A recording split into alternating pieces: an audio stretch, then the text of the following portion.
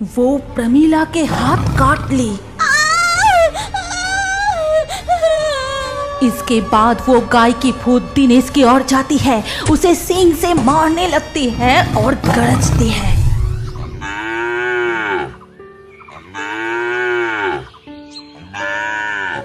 ये ले मेरी लक्ष्मी, मैं आ गई। मुझे पता है कि तुझे बहुत भूख लगी है, इसीलिए तो मैं सुबह सुबह उठकर तेरे लिए हरी हरी घास लाने गई थी।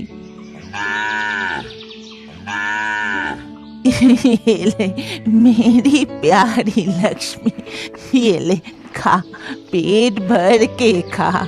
सावित्री की बहू प्रमीला ये सब कुछ बालकनी में खड़ी खड़ी देख रही थी। इसको देखो तो क्या नाटक कर रही है, जैसे ये गाय उसकी अपनी बेटी है।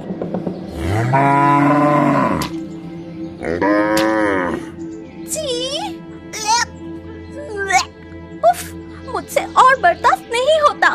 पूरे दिन बस ये गाय की आवाज और ये गोबर की बदबू।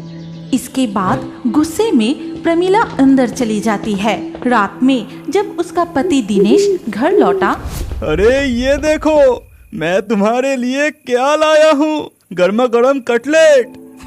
आप कटलेट लाए हैं और इधर गोबर की बदबू से मेरा दम घुट रहा है, गाय की आवाज से मेरा सर फट रहा है। ओहो, ये परेशानी कब खत्म होगी, मुझे ही कुछ करना पड़ेगा। रुको, मैं अभी आता हूँ। ये कह के दिनेश कमरे से बाहर चला गया और साथ ही साथ प्रमीला पैकेट खोल के फिश कटलेट खाने लगी। उधर दिनेश, माँ, घर पर बैठे बैठे क्या कर रही हो?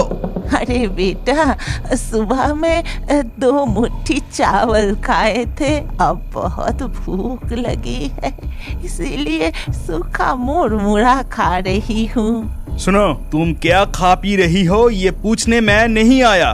पहले ये बताओ, तुम्हारी वो गाय लक्ष्मी, उसे कब यहाँ से भगाओगी? ये तो क्या कह रहा है बेटा, वो सिर्फ मेरी गाय नहीं है, वो तो मेरी अन्नदाता है। उसकी दूध बेचकर ही तो मुझे सुबह शाम खाना मिलता है। ये सुनते ही दिनेश गुस्से में आके माँ के कमरे से निकल गया। फिर आंगन से जाते हुए कहने लगा, माँ को कहने से कुछ होने वाला नहीं, पहले ही गौशाला में जाके उसे पीटना चाहिए था। फिर दिनेश एक डंडा उठा के सीधा गौशाला में चला गया और वहाँ जाकर गाय को बहुत पीटने लगा। आज इस गाय को ही पीट पीट के सारे परेशानी ही खत्म कर दूंगा। तभी सावित्री और प्रमीला भी वहाँ पहुँच गई। ये तू क्या कर रहा है बेटा, इस निर्दोष प्राणी को क्यों मार रहा है? क्यों मार रहा है? मार रहा है, सही कर रहा है। ये गाय दिन भर शोर मचाती है और इसकी बदबू से मैं ठीक से खाना भी नहीं खा पाती। हाँ, उसे मार कर ही सारे परेशानी खत्म कर दूंगा। तुम दोनों अपनी माँ को खाना तक नहीं देते, घर में रहने तक नहीं दिया, झोपड़ी में रहती हूँ। घर अंधेरा है, हवा भी नहीं है, मैं जिंदा हूँ सिर्फ लक्ष्मी की वजह से। और उसे तुमने तुम दोनों मिलकर मुझे। सावित्री की तबीयत धीरे धीरे खराब होने लगी। वो कांपते हुए बार बार खांसने लगी और खांसते खांसते आखिरकार, हे भगवान, ये क्या हो गया? कोई आके तो देखो, मेरी सासू माँ को क्या हो गया? मर गई मेरी जान छोटी, अब मुझे रो रो कर दिखाना पड़ेगा। माँ, क्या तुम सचमुच मर गई क्या? इसके बाद सारे गांव वाले मिलके सावित्री की अंतिम संस्कार के लिए जब शमशान की ओर जाने लगे, तब उसकी गाय लक्ष्मी बहुत रो रही थी और वो बार बार रंभाने लगे। बोलो होरी, होरी बोल, बोलो होरी, हरि बोल। कुछ दिन बाद सावित्री के सारे श्राद्ध के काम हो जाते ही एक दिन प्रमीला ने कहा, ए जी, सुनते हो, अब माँ का श्राद्ध तो हो गया और सारे मेहमान भी अपने अपने घर जा चुके हैं। अब इस गाय का तो कुछ इंतजाम करो। ये सुनते ही दिनेश गौशाला में जाके गाय की रस्सी खोलकर उसे घर से बाहर निकल दिया। सावित्री के जाने के बाद से उसे ठीक से खाना ना मिलने पर वो कमजोर पड़ गई थी। इसीलिए प्यास और भूख से इधर उधर भटकते हुए लक्ष्मी गाय गो भगार में आके पहुंचा और उधर तब कितने दिनों बाद आज घर में मैं चैन से रह पा रही हूँ। ना गाय की आवाज, ना गोबर की बदबू, ना उस बुढ़िया की कोई नया नाटक। क्या शांति है। उधर लक्ष्मी गाय घूमते हुए कचरे के ढेर से खाना ढूंढ के कुछ बचा कुचा खाना खा के दिन गुजरने लगी। जब उसका बच्चा पैदा होने वाला था तब लक्ष्मी गाय की तबीयत और बिगड़ने लगी और वो दर्द के मारे जोर जोर से चिल्लाने लगी।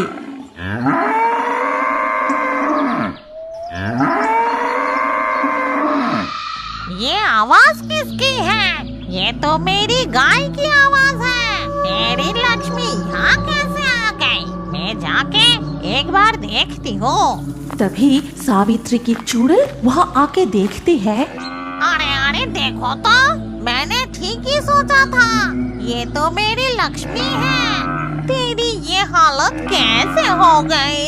आखिरकार उन लोगों ने तुझे घर से निकल कर ही छोड़ा।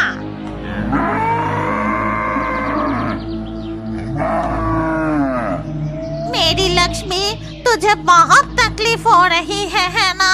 अभी सब कुछ ठीक हो जाएगा मेरी बच्ची। तेरा बछड़ा पैदा होगा और तू उसे दूध पिलाएगी। उस समय लक्ष्मी गाय ने एक सुंदर बछड़े को जन्म दिया, लेकिन इसके बाद ही उसकी मृत्यु हो जाती है। ये क्या हो गया लक्ष्मी? तूने अपने बछड़े को दूध भी नहीं पिला सकी। लेकिन मैं तुझसे वादा करती हूँ कि मैं तेरे बच्चे की रक्षा करूंगी। तू देख लेना। ये कहकर सावित्री की चुड़ैल बछड़े को गोद में उठाए एक कृष्ण मंदिर के पास आई। फिर उसे एक पेड़ के नीचे रख के दूर चली जाती है। ये क्या? इतनी सुंदर एक बछड़ा यहाँ अकेली सो रही है।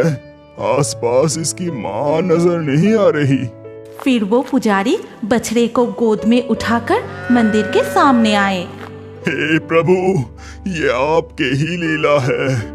जब आपने इसे मुझे दिया तो मैं इसका जरूर ध्यान रखूंगा। मेरी प्यारी गाय लक्ष्मी के बछड़े को तो एक घर मिल गया। आप मेरे बेटे और बहू को सबक सिखाना होगा।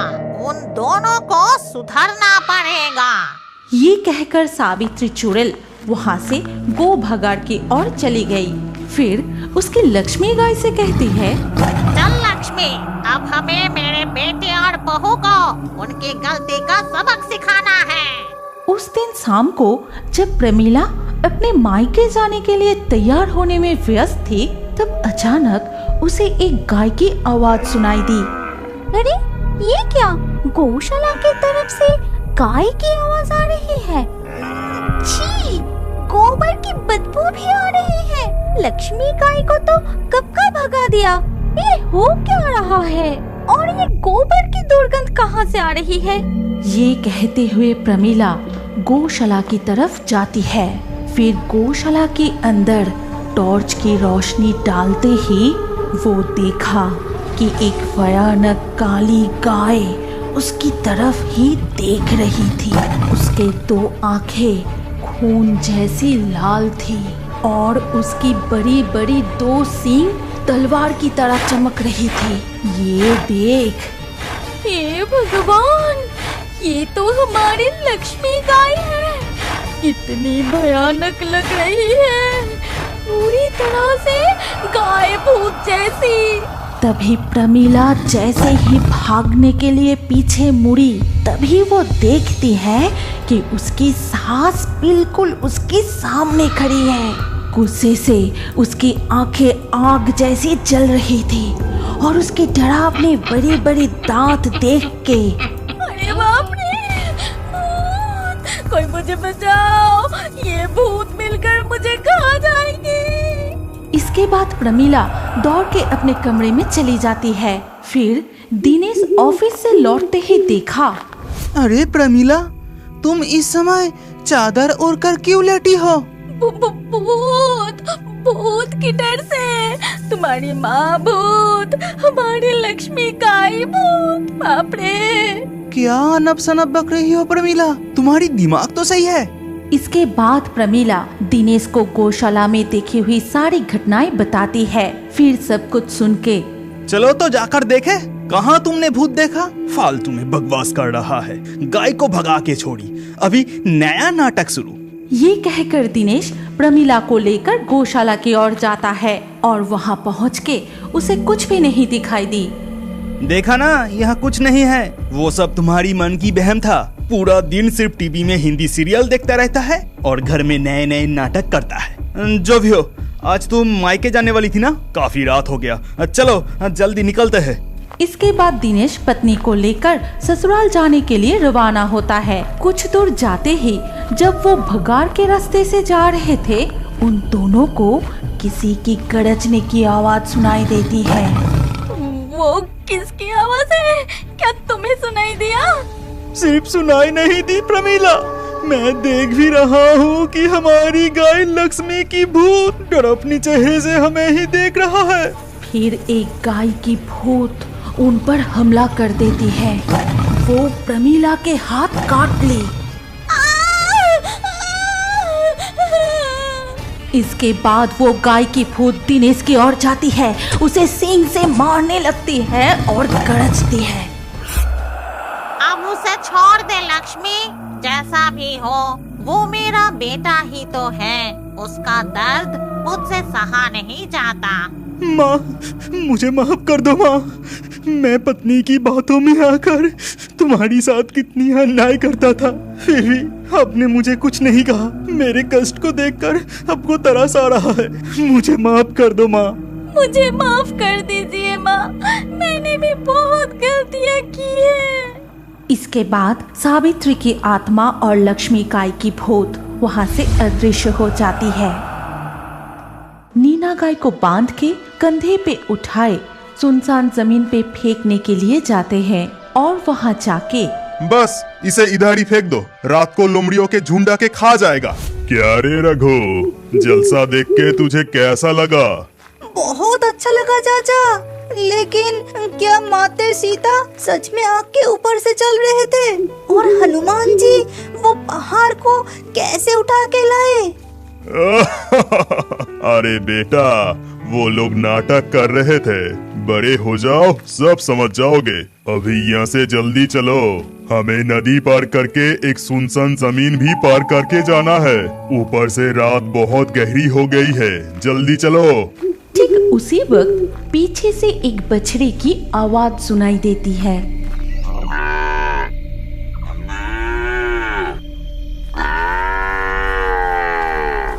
वो आवाज सुन के रघु वहीं रुक जाता है। चाचा, लगता है हमारे पीछे एक बछड़ा आ रहा है, चलिए ना उसको पकड़ के हम घर ले जाते हैं, हमारे गायों के साथ उसको भी पालेंगे। ओहो, तुम रुको मत और गलती से भी पीछे मुड़ के मत देखना, यहाँ से जल्दी चलो। इसके बाद वो दोनों फिर से चलने लगे। फिर नदी पार करके सुनसान जमीन से गुजरते वक्त अचानक देखते हैं कि दो मिट्टी की हंडी उन दोनों के सामने अपने आप लुढ़क रहा है। इधर वो बछड़ा पीछे से पुकारते ही जा रहा है और ठीक उसी वक्त ना जाने कहां से एक गाय की हड्डी आके गिरा। चुप चुप, जरा सा भी आवाज मत करो और गलती से भी पीछे मुड़ के मत देखना। आओ, तुम्हें कंधों पे बिठाता हूँ। तभी उसके चाचा ने रघु को कंधे पर उठाया और तेजी से घर की ओर चले गए। इसके बाद बिस्तर पर लेटे हुए रघु अपने चाचा से पूछता है, चाचा चाचा, तब वहाँ पे वो सब क्या हो रहे थे? और वो बछड़ा किसका था? हमारे पीछे पीछे आ रहे थे, फिर अचानक गायब भी हो गए। वो क्या था पता है? वो था गाय की भूत।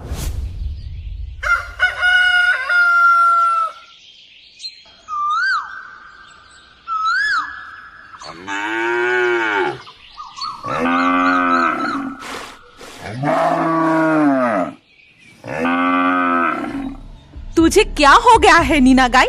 आजकल दूध इतना कम क्यों दे रही है रे? लगता है जब तक मार नहीं खाएगी दूध नहीं निकलेगी तेरी। अरे तुम खड़े खड़े क्या देख रहे हो? जरा इसको सबक तो सिखाओ। तभी रामू गाय को डंडे से जोर जोर से पीटने लगा और वो गाय दर्द से बहुत रोने लगी। आज सिर्फ इतना सा दूध दिया? देख अभी मैं तेरी क्या हालत करती हूँ।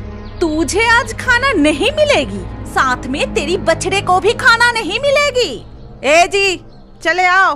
फिर रामू और मालती दूध की बाल्टी लिए गौशाला से चले जाते हैं। नीना गाय बहुत रो रही थी। ये देख लाली ने बोली, रो मत बहन, हमारी भाग्य में यही लिखा है। अगर दिन में वो 4 बार दूध निकालेंगे तो मैं और दूध कहाँ से लाऊंगी? इसके ऊपर ठीक से खाना तक नहीं देती और मेरे बछड़े को भी मेरी दूध पीने नहीं देती, इसीलिए वो सुबह से भूखा है और ये लोग मुझे हर दिन पीटते हैं।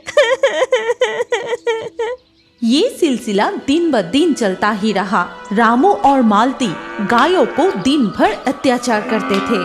गायों को ठीक से खाना तक नहीं देते थे। अगर वो ज्यादा दूध नहीं दे पाते तो जुल्म और भी बढ़ जाती थी। इसके अलावा वो दोनों दूध में पानी मिला के बेचते थे। ऐसे ही एक दिन, रामू, ओ रामू, मुझे 2 प्याला दूध देना। तब रामू और मालती दूध की प्याला लिए बाहर आके कहते हैं, सुनो भैया, अगले महीने से दूध की दाम 5 रुपया करके और बढ़ेगी। अरे भाभी, एकदम से 5 रुपया बढ़ा दिया। इसके अलावा दिन ब दिन दूध तो पतला होता ही जा रहा है। क्या तुम दोनों ज्यादा करके पानी मिला रहे हो? ऐसा ही चलता रहा तो दूध लेना बंद कर देंगे हम। हाँ दिनेश चाचा, मेरी माँ भी कह रही थी ये दूध पीने के बाद भी भाई की पेट नहीं भर रही है। लगता है चाचा चाची दूध में ज्यादा पानी मिला रहे हैं। नहीं नहीं, तुम्हें जरूर कुछ गलतफहमी हो रही है। हम दूध में जरा सा भी पानी नहीं मिलाते। ये लो दूध की दाम। वैसे भी दूध तो बिल्कुल पानी की तरह पतला है और दाम भी ज्यादा। सुनो, हम अगले महीने से तुम लोगों से दूध नहीं लेंगे। ये कह के वो लोग वहाँ से चले गए। तब रामू ने कहा, देखा ना भाग्यवान, तुम्हें बोला था कि दूध में इतना ज्यादा पानी मत मिलाओ। तुम तो मेरी कहा नहीं सुनती। तुम चुप ही रहो। हमारे दूध जरूर बिकेगी। कल से तुम शहर में जाके दूध बेच के आना। अगर गाय ठीक से दूध देती तो ये ज्यादा पानी नहीं मिलाना पड़ती। ये दोनों गाय को पीटना पड़ेगा। ये कहकर मालती ने गायों को डंडे से बहुत पीटना शुरू कर दिया। खुद की सारी गुस्सा 2 गायों पर निकलती है और इतनी मार खा के नीना गाय उसी रात बीमार पड़ जाती है और सुबह होने से पहले ही वो मर जाती है। और सुबह होते ही, भाग्यवान, अरे ओ भाग्यवान, जल्दी इधर आके देखो। अरे क्या हुआ? सुबह सुबह इतना चिल्ला क्यों रहे हो? ये देखो, लगता है नीना गाय मर गई। कल इसे इतना पीटने की क्या जरूरत थी? जो हुआ वो अच्छा ही हुआ। वैसे भी ज्यादा दूध तो नहीं देती थी। अब इसे फेंकने की बंदोबस्त करो। इसे बांध के उस सुनसान जमीन पे फेंक के आओ। इसके जगह एक नया गाय खरीद लेंगे। फिर रामू 2 लोगों के साथ नीना गाय को बांध के कंधे पे उठाए सुनसान जमीन पे फेंकने के लिए जाते हैं और वहाँ जाके, बस इसे इधर ही फेंक दो, रात को लोमड़ियों के झुंड आके खा जाएगा। रामू, क्या तुम्हारा दिल एकदम पत्थर बन गया है? तुम गाय को इस तरह से, तुम्हें कष्ट नहीं होता? सुनो, मुझे इस गाय के लिए जरा सा भी कष्ट नहीं हो रहा है। यहाँ की बदबू मुझे सहन नहीं हो रहा है। चलो यहाँ से, और मुझे शहर भी जाना है। इधर लाली गाय और नीना गाय की बछड़ा पूरे दिन रोते ही रहे। फिर धीरे धीरे रात हो जाती है। उसी दिन रात को रामू जब शहर में दूध बेच के उस सुनसान जमीन के ऊपर से लौट रहा था।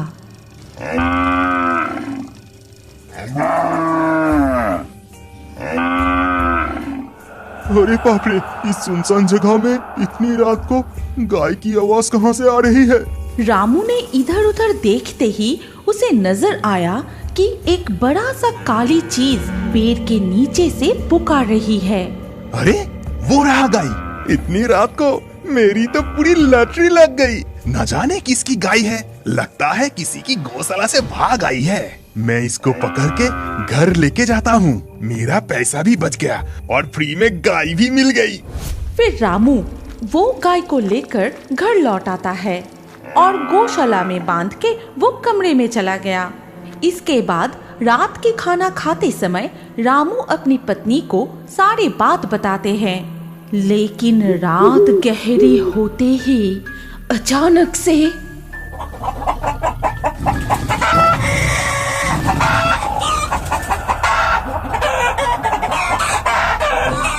भाग्यवान, सुनाई दे रही है? ध्यान से सुनो। बाहर सारी मुर्गियां इस तरह से चिल्ला क्यों रहा है? वो आपस में लड़ रहे होंगे। तुम अब सो जाओ, कल सुबह देखेंगे। अगले दिन सुबह वो उठ के देखा कि उनके फार्म में एक भी मुर्गियां नहीं है। सिर्फ इधर उधर मुर्गियों की बहुत सारे पंख बिखर के पड़े हैं और पूरी जगह खून से भरी है। हाय हाय हाय, ये क्या हो गया? हमारे सारे मुर्गियों को लगता है कोई जानवर आके खा गया। उसी दिन शाम को जब रामू और मालती दूध निकलने गए तो देखा कि बछड़ा लाली का दूध पी रहा है। ये देख उन दोनों को बहुत गुस्सा आता है। तभी रामू बछड़े को पीटने के लिए जैसे ही छड़ी उठाए, ठीक उसी वक्त वो काली गाय रामू को लात मार के फेंक देती है। अरे बाप रे!